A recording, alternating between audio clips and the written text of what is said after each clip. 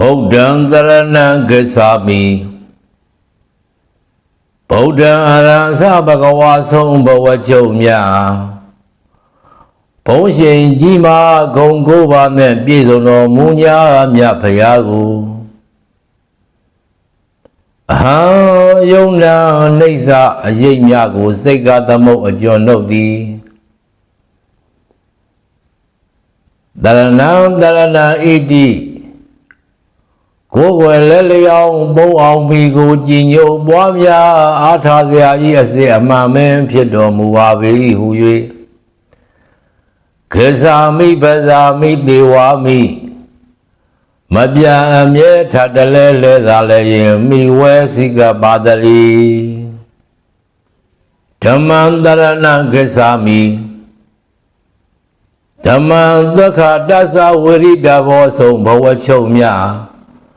ဘုန်းရှင်ကြီးမားဂုဏ်6ပါးနဲ့ပြည့်စုံတော်မူညာမြတ်တရားကိုအဟံယုံနာဒုက္ခအချုပ်မြတ်ကိုနှုတ်ကသမုတ်အကျော်နှုတ်သည်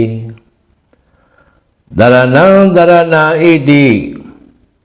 ကိုယ်ွယ်လဲလျောင်းပုံအောင်မိကိုကြည်ညိုပွားများအားထားစရာကြီးအစေအမှန်ပဲဖြစ်တော်မူပါ၏ဟု၍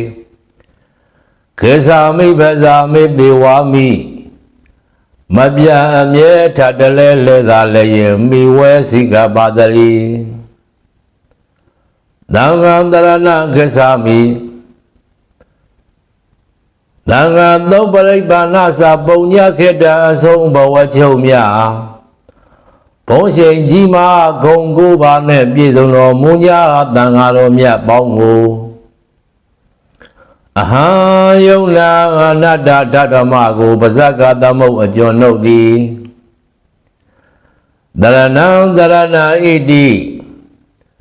ကိုယ်ွယ်လဲလျောင်းပုံအောင်မိကိုကြည်ညိုပွားများအားထားစရာကြီးအစေအမှန်ပဲဖြစ်တော်မူပါ၏ဟု၍ခေဇာမိပဇာမိတေဝာမိမပြံအမြဲထတလဲလဲသာလည်းရင်မိဝဲစိကပါတလိအလုံးသောမိတ်ဆွေများကောင်းသောကြံသမျှတွေဟန်ရလို့အောင်ကြပါစေကောင်းသောပြောသမျှတွေသဘောကျလို့အောင်ကြပါစေကောင်းသောလှုပ်သမျှတွေမုတ်ချမလွယ်အောင်ကြပါစေလို့ဆုမွန်ကောင်းများတောင်းလိုက်ပါရစေမိတ်ဆွေများအားလုံးကာယကံမေတ္တာရှိကြပါစေဝစီကံမေတ္တာရှိကြပါစေမနောကံမေတ္တာရှိကြပါစေဒီကနေ့ဗီဒီယိုလေးပြုလုပ်ပြီးတော့တင်လိုက်ရတဲ့အကြောင်းရင်းကတော့ကျွန်တော်ရဲ့မော်ကွင်းသစ် channel မှာအမုန်းကင်းစဉ်မေတ္တာရဝန်းဆုံးဒီဆောက်ခြင်းမှာယနေ့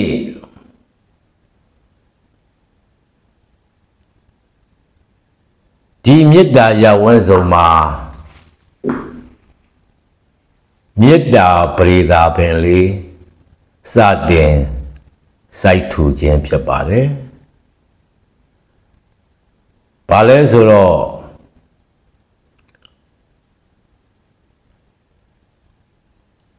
မေလ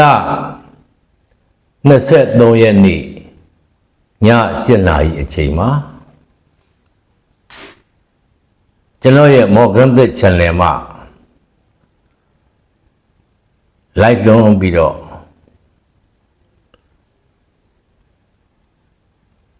မိတ်ဆွေတို့ရဲ့ subscribe ပေးမှု like ပေးမှုလေးတွေကိုမေတ္တာများတုံ့ပြန်သည့်အနေနဲ့ပတ်စံ9000မဲဖောက်ပေးမှာဖြစ်ပါတယ်ငွေကြေးအဖြစ်နဲတော်လည်းပဲ ကျွန်တော်တို့တဦးကိုတဦးတယောက်ကိုတယောက်မေတ္တာပေါင်းကူတရားလေးထိုးပြီးတော့ဒီငွေ9000ဟာကျွန်တော်ရဲ့ဖြန့်ဝေမှုမေတ္တာသင်္ကေတလေးပါမေတ္တာဓာတ်များပါအဲ့တော့ကျွန်တော်တို့လူရဲလို့ဖြစ်လာကြတဲ့အခါမှာစာဝတ်နေရေးအဲ့ဒီအပြင်မှာကျမ်းမာရေးရစေဝါဆိုတဲ့အမှုတွေဟာမရှိမဖြစ်လိုအပ်တဲ့အချက်တွေပေါ့လေအဲ့တော့ကျွန်တော်ရဲ့ဝတ္ထုဒီငွေ9000ဟာ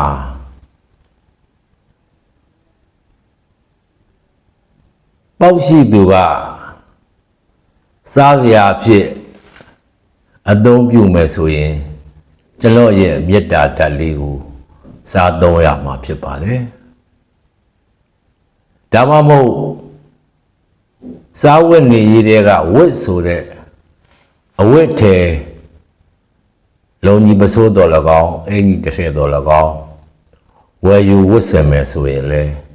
ကျွန်တော်ရဲ့ဒီငွေ9000ဟာမေတ္တာဓာတ်နဲ့လွှမ်းခြုံထားတဲ့အဝတ်အထည်လေးပေါ့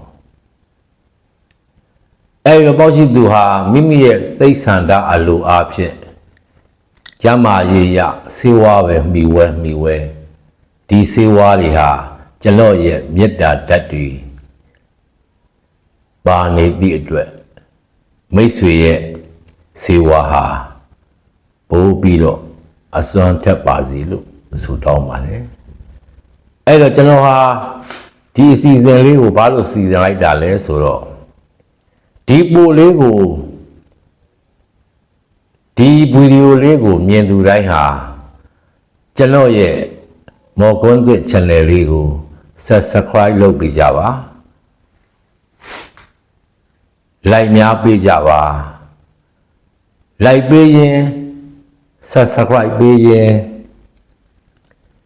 ဒီငွေ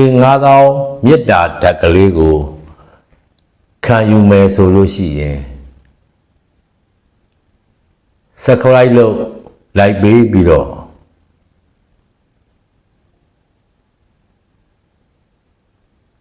comment လေးမှာယူလို့ရေးပေးကြကြဖို့တောင်းဆိုပါရစေမိမိအနေနဲ့က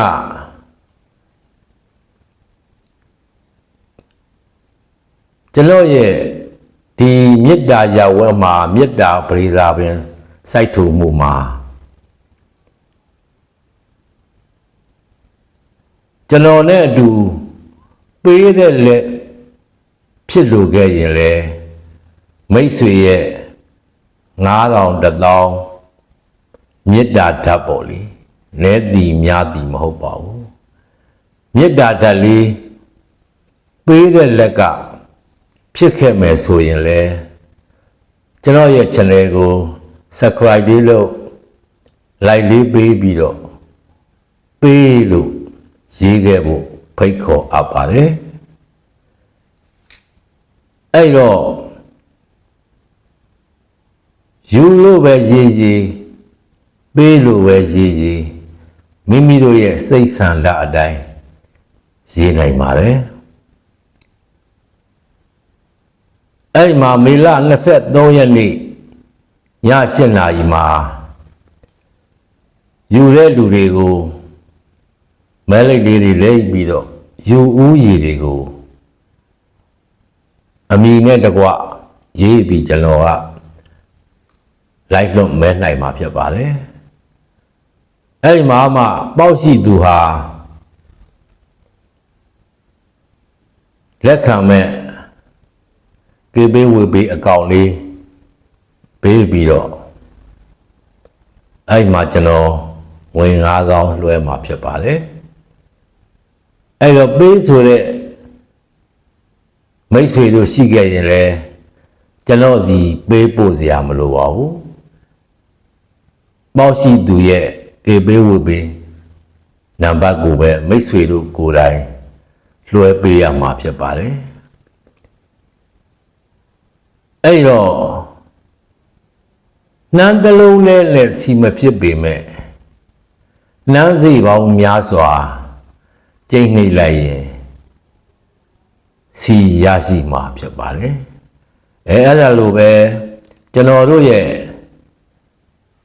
တဝူချင်းစီရဲ့ပမာဏလေးတွေဟာသိပြီမယ်လို့များစွာပေါင်းစုလိုက်ရင်မိုးပေါက်များသောအင်နာချောင်းကံပြည့်သောအန်တီဆိုတာလို့ရရှိသူဟာပြောလောက်ပါလောက်သောငွေပမာဏလည်းဖြစ်သွားနိုင်ပါတယ်ဒါပေမဲ့ငွေရဲ့နေခြင်းများခြင်းဟာအဓိကမဟုတ်ပါဘူး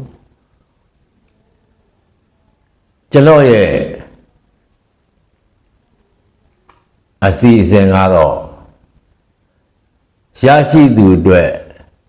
မေတ္တာတွေလွှမ်းခြုံသွားတဲ့ပီတိကိုရစေခြင်းဖြစ်ပါတယ်ကျွန်တော်တို့ပေးသောလက်ကဖြူယူသောလက်ကဖွေငြိမ်းချမ်းရေးတို့ဝေစာစီဆိုတဲ့အတိုင်းကျွန်တော်တို့ပေးသူဘက်ကလည်းကိုပေးလို့တဲ့ပမာဏအပေါ်မုဒ္ဒစာကီလွတ်ဆိုရင်ဘာအကျိုးတစ်ခုမှမျှော်ကိုးစိတ်မပါပဲဤပေးလိုက်ရလားမားလေခြင်းဆိုတဲ့လောင်တပူပန်မျိုးမဖြစ်ဘဲမိမိရဲ့စွန့်လွတ်နိုင်သောအပိုင်းခြားလေးအားဖြင့်သာဖြူသောလက်ကပေးမှာဖြစ်ပါတယ်ယူသောလက်ကလည်းမေတ္တာတွေပေါင်းစည်းထားတဲ့ငွေကြေးလေးဖြစ်သည့်အတွက်စားခြင်းအဝတ်ထည်ဝတ်ခြင်းဆေးအသုံးဆောင်တောင်းခြင်းလို့မှာမေတ္တာဓာတ်တွေနဲ့လွှမ်းခြုံပြီးတော့နှွေးထွေးစေမှာဖြစ်ပါတယ်အဲ့တော့မိတ်ဆွေတို့အနေနဲ့ဒီအစီအစဉ်လေးကိုနှစ်သက်မယ်ဆိုရင်ကျွန်တော်ရဲ့ဒီဗီဒီယိုလေးကိုတွေ့ရှိပါကshare လည်းပေးကြပါ subscribe လည်းလုပ်ပေးပါ like လည်းပေးပါ comment လေးတွေလည်းရေးပေးပါလို့တောင်းဆိုပါရစေမေတ္တာပေါင်းကူတရားလေးဖြူစင်စွာတဦးနဲ့တဦးတရားလေးထိုးကြပါစို့လို့တောင်းဆိုပါရစေအလုံး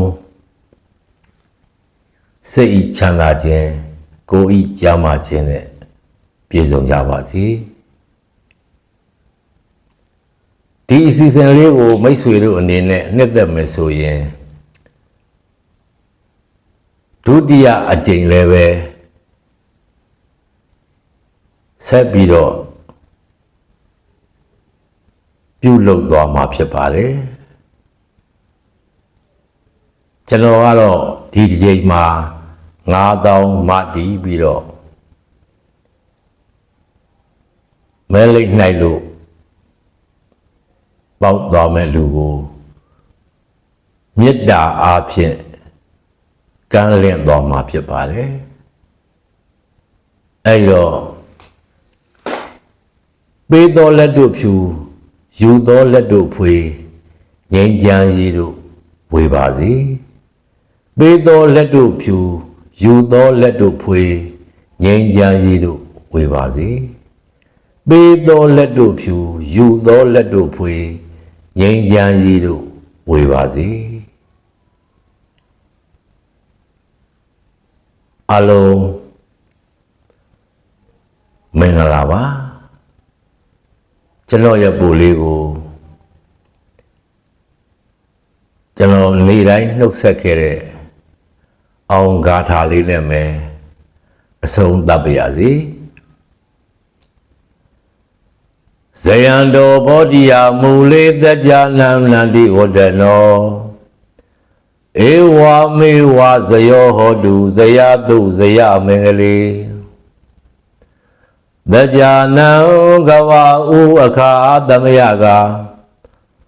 မဟာသမတမေအဆက်ဆက်တို့ဤစေတခါတကူအာနာတီကြတဲ့မြို့သာဂီမဲအပေါင်းတို့ဤနန္ဒီဝတ္တနောငါတို့ဤအမျိုးအနွယ်မှာတကူမငယ်လောကတလွားတွင်လာဂေါရမဘုရားရှင်အမှန်ပင်ဖြစ်ပေတကားရဲ့လို့ဝါကြွားကအော်ဟစ်လျက်အာရနှစ်သက်ခြင်းကိုဖြစ်စေနိုင်သောဗုဒ္ဓလေးသစ္စာအမြိုက်တရားတို့ကိုသိပေကစိုက်ပွားလျက်လုံလမြမဘုမထာတော့ပါပဲဘင်ကိုညာစွမ်းပကားရဲ့နဲ့ထေ